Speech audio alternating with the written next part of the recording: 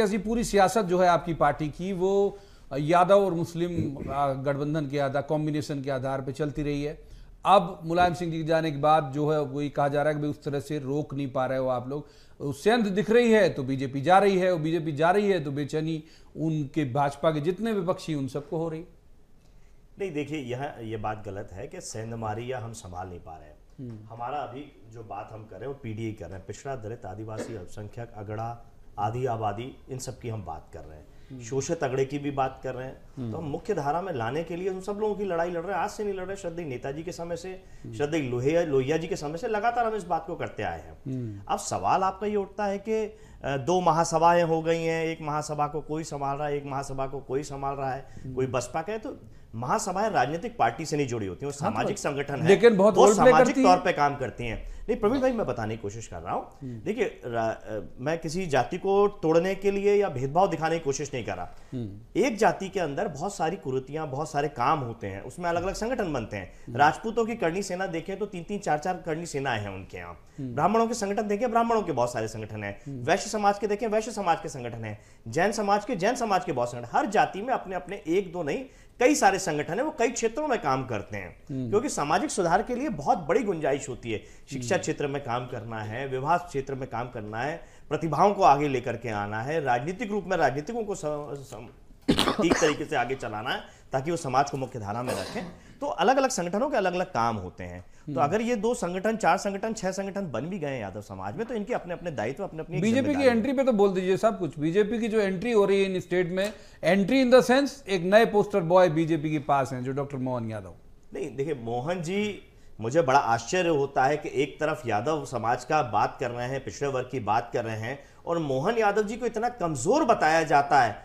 तीसरी पंक्ति में बैठे थे, कोई नाम नहीं जानता था। उज्जैन विकास प्राधिकरण के अध्यक्ष वो रहे, मंत्री दर्जा होता है। पर्यटन विकास निगम के अध्यक्ष वो रहे, कैबिनेट मंत्री दर्जा था। 5 साल विधायक वो रहे, 5 साल कैबिनेट मंत्री वो रहे उच्च शिक्षा मंत्री के रूप में। और बताया जा रहा है ऐसे कि जैसे चाह चलते 5 रुपए की पर्ची जैसे भारतीय जनता पार्टी के मिस्ड कॉल से कोई सदस्य बना और उसको मुख्यमंत्री बना दिया गया हो। तो इतने सामान्य व्यक्ति भी नहीं थे मोहन यादव जी। सामान्य व्यक्ति नहीं है, बिल्कुल। दूसरी बात, पहले सवाल आ जाऊंगा, सचिन जी को इन कर लेता हूं। आज भी प्रवीण भाई पूरी बात कर रही थी, प्लीज जल्दी बोलिए। आज भी देश में सर्वमान्य सबसे बड़े नेता अगर यादव समाज के कोई हैं तो अखिलेश यादव जी हैं।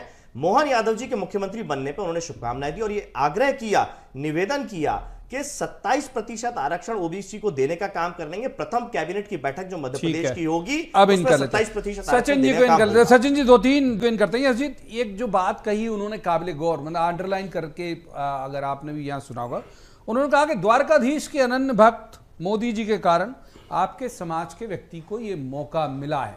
मतलब एक उन्होंने कोई पॉलिटिकल संवाद नहीं किया, लेकिन बड़ा एक लाउड एंड क्लियर सा मैसेज दिया कि भाई मैं, मतलब मेरी भूमिका क्या है, मैं यहाँ पे क्यों आया हूँ।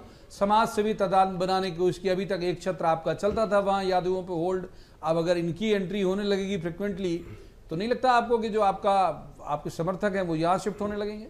नहीं देखिए प्रवीण जी, यादव समाज में किसी तरीके की घबराहट नहीं है। ये गर्व की बात है कि यादव समाज के एक व्यक्ति को मुख्यमंत्री के रूप में एक जिम्मेदारी दी गई है। लेकिन अगर आप एक तरफ ये देखते हैं कि बीजेपी ने जिम्मेदारी दी यादव समाज की, तो बहुत सारा वोट बिखर जाएगा, यादव समाज कहीं और चला जाएगा, ऐसा है नहीं। बाबूलाल गौर साहब को क्यों मुख्यमंत्री बनाया था और क्यों हटाया, इस बात का जवाब भारतीय जनता पार्टी आज तक नहीं दे पाई। क्या उनकी विफलता थी? दूसरी, हमारे विद्वान साथी भारतीय जनता पार्टी के तेजस्वी के लिए बोल रहे थे कि नवी फेल है। मध्य प्रदेश का मुख्यमंत्री उमा भारती जो 6ठी फेल है, उनको बनाया गया था। अगर योग्यता की बात करेंगे तो बहुत सारे योग्यवान लोग भारतीय जनता पार्टी में ऐसे हैं जिन्होंने कभी स्कूल का मुंह भी नहीं देखा होगा, केवल विद्वान बातें करने के अलावा डिलीवर करने का कोई काम नहीं किया। तीसरी सबसे बड़ी बात है ये कि देखिए, उत्तर प्रदेश हो, बिहार हो, मध्य प्रदेश हो, हर राज्य में अगर पिछड़ों को नेतृत्व मिलता है तो उसका स्वागत करेंगे। मैंने पूर्व में भी कहा, हमारे राष्ट्रीय अध्यक्ष श्री अखिलेश यादव जी ने कहा 27% आरक्षण मध्य प्रदेश में होना चाहिए। वो केवल यादवों के लिए बात नहीं, वो सब पिछड़े वर्ग की बात है जो बहुत समय से बात अटकी हुई है और भारतीय जनता पार्टी के लगातार शासन में ही अटकी हुई है। और अगर मोहन यादव जी के रहते हुए 27% आरक्षण होता है तो स्वागत हम सब लोग करेंगे उस बात का।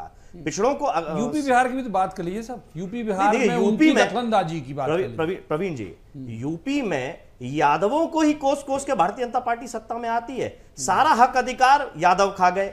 46 में से 56 एसडीएम यादव बन जाते हैं। ये तो आंकड़ा इस तरीके गणित बताते हैं भारतीय जनता पार्टी के लोग, मुख्यमंत्री सदन में बताते हैं इस तरीके की बातें। जन्म लेने से पहले यादव एसडीएम बन जाता है, हर चीज पे यादवों का कब्जा है। ये जो दुष्प्रचार भारतीय जनता पार्टी ने किया है, ये प्रचार इतनी आसानी से धुलेगा नहीं। यादव समाज इस बात से अब इन कर लेते हैं, अब सचिन जी को, यस जी को इन कर लेते हैं। यस जी, एक सवाल आपसे इसलिए बड़ा मौजूद हो जाता है कि वो अभी इनके पास, जैसे बसपा का भी हम करें, बसपा सुप्रीमो मायावती का मैंने जिक्र भी किया कि उन्होंने एक अनाउंस किया कि साहब हम लोकसभा अपने दम से लड़ेंगे, ना वो इंडिया के साथ जा रहा है ना एनडीए के साथ जा रहा है, जो भी होगा पोस्ट पोल अलायंस के होगा तो सोचेंगे। इससे फायदा होता है आप लोगों को बसपा के इंडिपेंडेंट लड़ने से या नुकसान होता हो? तीसरा, अब इनकी एंट्री और एक जाति के आधार पर एंट्री, जो जिनका बाहुल्य है वहां पर, जो निर्णायक भूमिका में है यादव खासतौर पर। प्रवीण जी, आपकी बात का जवाब दूंगा, लेकिन जो भारतीय जनता पार्टी के जो नीति रीति है, झूठ बोलना, जोर से बोलना, चिल्ला चिल्ला के बोलना, वही भारतीय जनता पार्टी के विद्वान प्रवक्ता यहाँ कर रहे हैं कि अमेंडमेंट करना पड़ेगा। ईडब्ल्यूएस में आपने अमेंडमेट किया, इसका स्पष्ट मतलब है कि 27% आरक्षण आप ओबीसी को नहीं देना चाहते, अमेंडमेंट करके आप नहीं देना चाहते। सुप्रीम कोर्ट की गाइडलाइन 50% केपिंग की बात करते हैं। विधानसभा और संसद का क्या काम है? विधान बनाना ही तो काम है, पालन कराना न्यायालय का काम है। आप विधान ठीक तरीके से बनाएंगे नहीं, न्यायालय का काम तो केवल पालन करना है। आपको चुनाव में ओबीसी वोट देता ही इसीलिए। और आप मोहन यादव, आप बार बार नाम दे रहे हैं पोस्टर बॉय, निश्चित तौर पे मोहन यादव जी को पोस्टर बॉय बना करके यूज कर रहे हैं। और बिहार की जनता, उत्तर प्रदेश की जनता और मध्य प्रदेश की जनता भी जानती है जिस तरीके से बाबूलाल गौर साहब का अपमान किया गया है, उनको केवल पोस्टर बॉय बना करके जब इस्तेमाल करना था उमा भारती जी को हटाने के लिए, तब इस्तेमाल किया गया। बाबूलाल गौर साहब और बाद में उनको हटा दिया गया। राज्यों में सक्रिय नहीं हुए थे जाके सब। बाबूलाल गौर साहब नहीं पाए थे। प्रवीण जी, मैं आपको याद दिलाना चाहता हूं, बाबूलाल गौर साहब समाजवादी पार्टी का राष्ट्रीय अधिवेशन था जबलपुर में। उस जबलपुर में समाजवादी पार्टी के मंच तक जाने में उन्होंने कुरेद नहीं करी थी। वो सबको जोड़ के चलना चाहते थे, साथ आके चलना चाहते थे, ओबीसी आरक्षण की भी बात करते थे और 27% आरक्षण दिलाने की बात भी कही थी। यही काम उमा भारती जी ने भी किया, इसीलिए लगातार उनको हटाने का काम हुआ। जो हमको कारण स्पष्ट नहीं, तो ये कारण बता दें कि बाबूलाल गौर साहब अयोग्य थे, सचिन जी बाबूलाल गौर साहब के अयोग्य थे। दूसरा, आपके सवाल का जवाब दे दूं। देखिए, समाजवादी पार्टी जो है वो इस तरह की बातें कर रहे हैं। इनकी कितनी सीटें हैं लोकसभा में यूपी में? आरजेडी की संसद में आप अपने टर्म पर बोलिए, आप अपने टर्म पर बोलिए। आप समाजवादी पार्टी का फिसल रहा हाथ से। देखिए, 27% आज जो है जवाब दीजिए।